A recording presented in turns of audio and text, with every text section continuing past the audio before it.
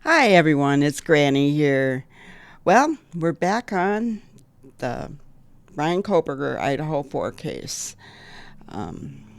So I had said in one of my more recent shorts, I think, that I'm not going to go off on tangents with this case because there's been too much of that, especially in the beginning, right?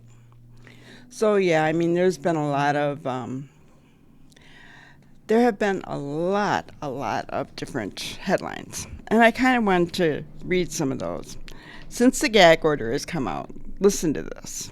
You tell me if this is it just people trying to make stuff up. But Brian Koberger made sexist headlines to female students at WSU. We kind of already knew that, did we not? And this is just headlines that have come out since the gag order has been put in place. Smoking gun evidence found in Brian Koberger's house. Well, we went through all those, right? I mean, we went through everything that they found in his apartment in Pullman, Washington, and in the Pennsylvania home. So we don't really know what smoking gun evidence they found. We don't know that yet. We don't. Brian Koberger may have broken into ex-colleague's home ahead of the Idaho 4 murders. This is all speculation. We don't know that. There's no evidence pointing to that. Police investigating Brian Koberger and other homicides in Pennsylvania. Okay, so guys, this is standard procedure, especially when there's been a multiple murder. Okay, they're going to look at this person, the suspect that they have, and they're going to see, what else, has he done anything else that would lead us to believe, they're looking for motive. So what else? What else has he done? So this is, I have seen it over and over again. This is common, that they look to see if he's been involved in any other cases. And the one that really irks me is, could Brian Koberger walk free? Paranoia, guys. Paranoia. Pure paranoia. But now we do have something that's legitimate to talk about. And it's kind of strange because it involves the other survivor that was in that house, Bethany Funk. And, we haven't heard from Bethany from the beginning. The only thing I believe that we heard from Bethany was that she and Dylan had asked a pastor to share how they felt at the memorial. Was she questioned? I'm sure she was. I'm sure that the prosecutors questioned her. She was outside. But there is one thing that we did not know that I'm going to get into here. We're going to kind of read through an article that I found. It was published by Fox News, and it says, the Idaho student murders Brian Koberger defense claims surviving roommate has exculpatory evidence. So what is exculpatory evidence? Okay, so I looked it up, all right? I looked up exculpatory evidence. And it's evidence favorable to the defendant in a criminal trial that exonerates or tends to exonerate the defendant of guilt. It's kind of scary because that's the exact same word that Brian used, right? Exonerate. Okay, so that's what exculpatory evidence is. But, so it says a defense investigator working on behalf of the University of Idaho student murders suspect Brian Koberger asserted in a newly unveiled court filing that a surviving housemate has exculpatory information that is material and necessary to the alleged killer's defense. Koberger, a former criminology PhD candidate, is accused of entering an off-campus home on November 13th around 4 a.m. after the occupants had been out on Friday night into early Saturday morning. Okay, we know what happened there. We don't need to go over that. Of the two survivors, one allegedly heard a commotion and witnessed a masked man exit through a rear sliding door. Okay, we know that. And that was Dylan Mortensen, right? The second, a Nevada native named in the Nevada court filing, made public Monday, allegedly heard or saw things that could clear the suspect, according to Richard Bethany, a defense investigator working for Ann Taylor, Koberger's court-appointed attorney.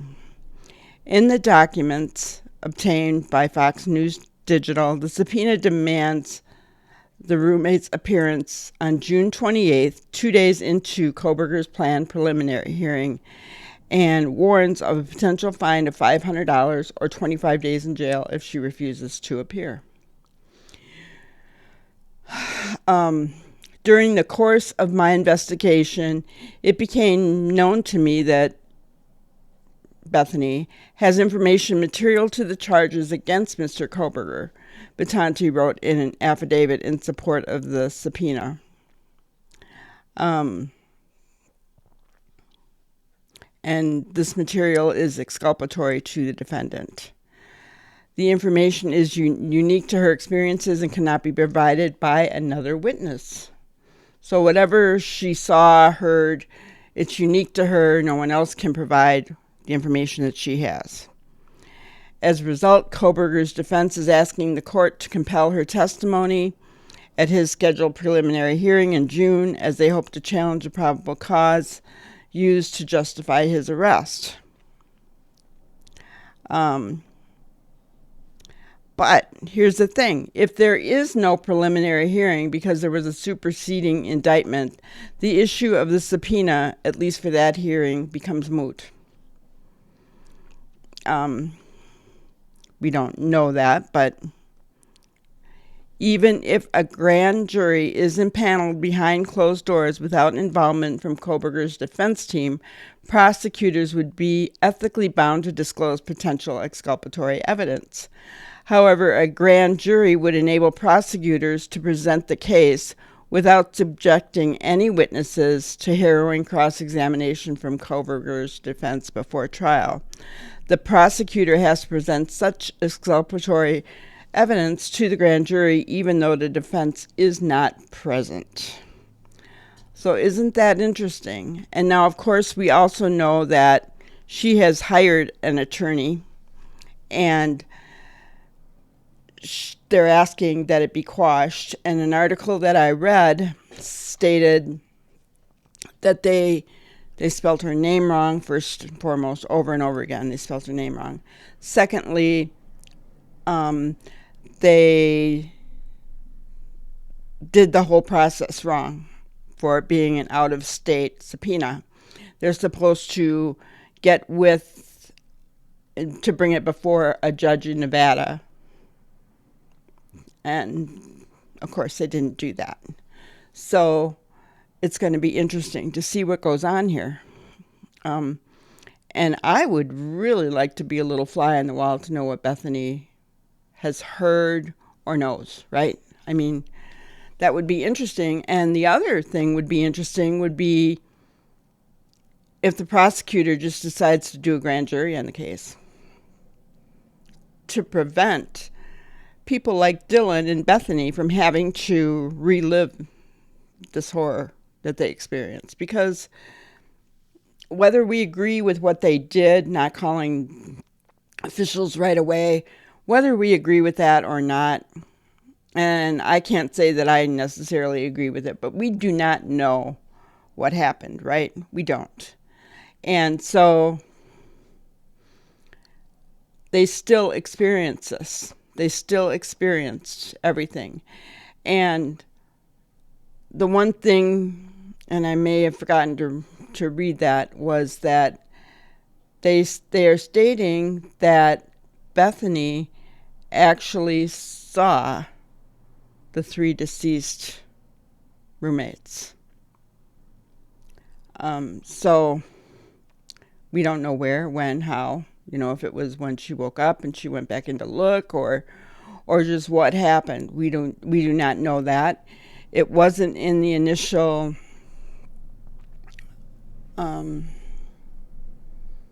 affidavit for the warrant for Bryant's arrest that was in there. It was just about Dylan. So nothing has been really mentioned about Bethany up to this point. So this is going to be really interesting to know what happened. What does she know? And if a grand jury is brought forth, we may never know, right? We may never know. The defense stating that she has exculpatory evidence that could exonerate, her client, Brian Koberger. We don't know. We don't know what that means. So the headline, "Could Brian walk free?" I think is a little bit premature. The thing is, guys, he is innocent until proven guilty in a court of law, right? We don't know for a fact that he is guilty. Is there a lot of evidence against him? Absolutely. Is there evidence that could clear him?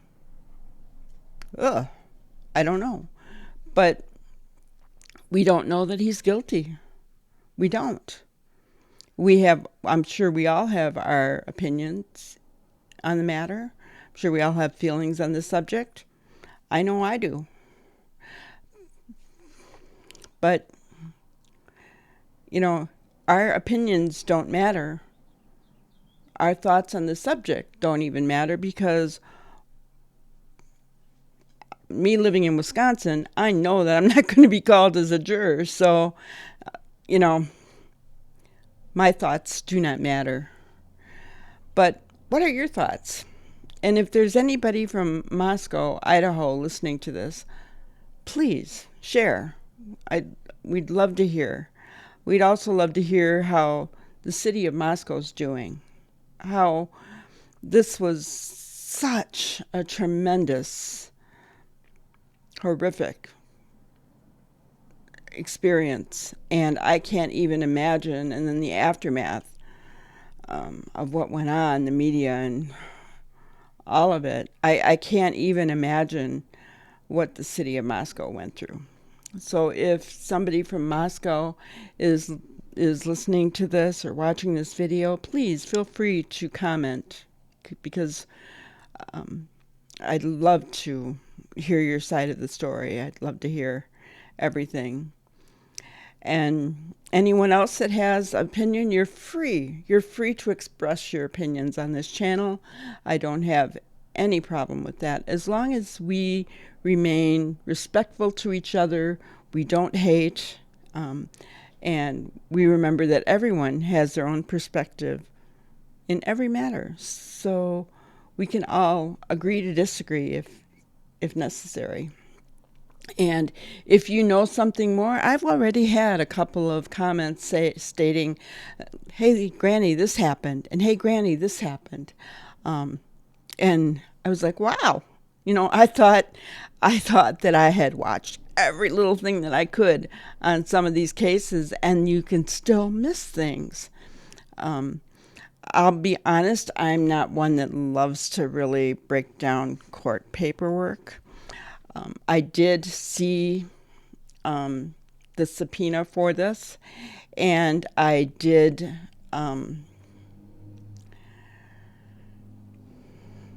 download that so I could put those in the comments after this video goes live.